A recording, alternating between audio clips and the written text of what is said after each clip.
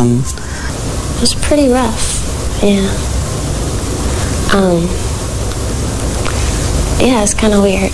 Oh my goodness, hello. Ew, strong Britney. Yeah, it was a weird.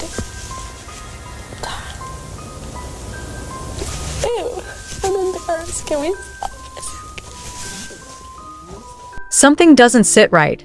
And the more people watch, the harder it is to ignore. Not because it's obvious, not because it's dramatic, but because there's a feeling, quiet, persistent, almost unsettling, that something deeper is being kept just out of reach. And lately, that feeling has been following Britney Spears everywhere. At first glance, everything seems normal enough. She's posting, she's active, she's present. There are videos, captions, glimpses into her daily life, pieces that suggest she's expressing herself freely. But the longer you look, the more that sense of normality begins to shift. Not completely, just enough to make you question it. Because it's not about what she's showing. It's about what feels missing. There are moments, small, almost invisible, where something changes. A look that lingers too long. A smile that doesn't fully reach her eyes. A pause that feels heavier than it should. And it's in those moments that people start to feel it, that quiet disconnect between what's being shown and what might actually be happening beneath the surface. Individually, none of it means much, but together it creates a pattern, and patterns are hard to ignore. Some viewers have started pointing out how her presence seems to shift from one moment to the next. Not in a chaotic way, not in a way that immediately raises alarms, but in a way that feels emotionally uneven. 1 second, there's lightness. The next, something quieter, almost withdrawn. And it's not explained. It's not addressed. It just exists. And that's where the questions begin. Because if everything is truly fine, why does it sometimes feel like it isn't? Why do certain moments carry a weight that doesn't match the surface? And why does it feel like there's a part of her story that's being carefully held back? There's a difference between someone living privately and someone appearing open while quietly protecting something deeper. And that difference isn't loud. It doesn't announce itself. It reveals itself in fragments, in things that don't quite add up, in emotions that don't fully align, in moments that feel like they belong to something else entirely. And lately, those fragments have been impossible to ignore. Some believe this is simply a version of Britney the world isn't used to. That after years of control, restriction, and having every part of her life monitored, she's finally moving without explanation, without structure, without needing to make sense to anyone else. And if that's true, then maybe what feels unusual isn't something hidden, but something real, something unfiltered. But that explanation doesn't answer everything. Because freedom doesn't usually feel this heavy.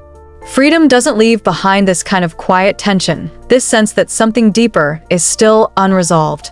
And that's where the conversation becomes more complicated.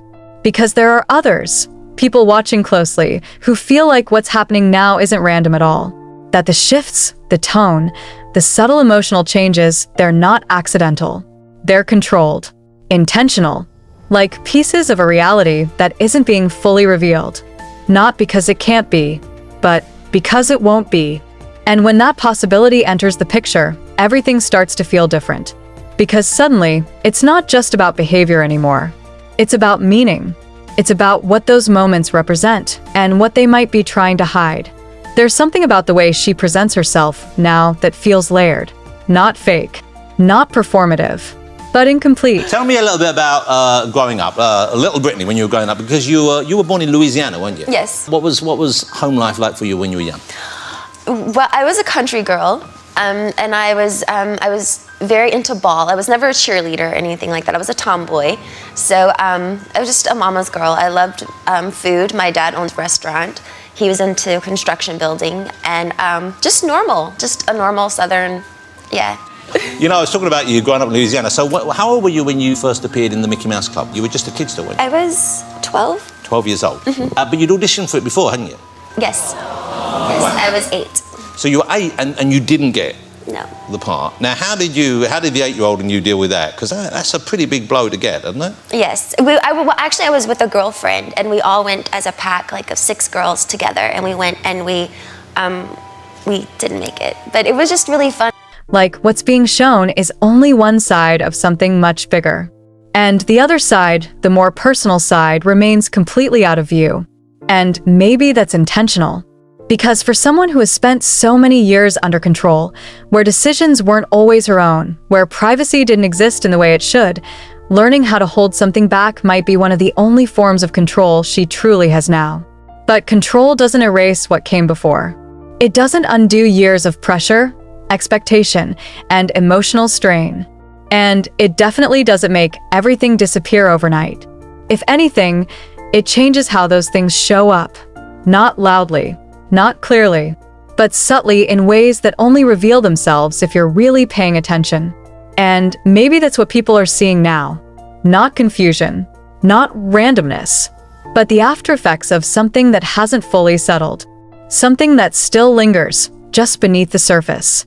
Because when someone has gone through that kind of experience, where their life, their choices, their identity have been shaped and controlled for so long, the impact doesn't just vanish when the control ends. It stays. It reshapes how they express themselves, how they trust, how they open up, and how they protect what they're not ready to share. And that's where the emotional weight of all this really comes in.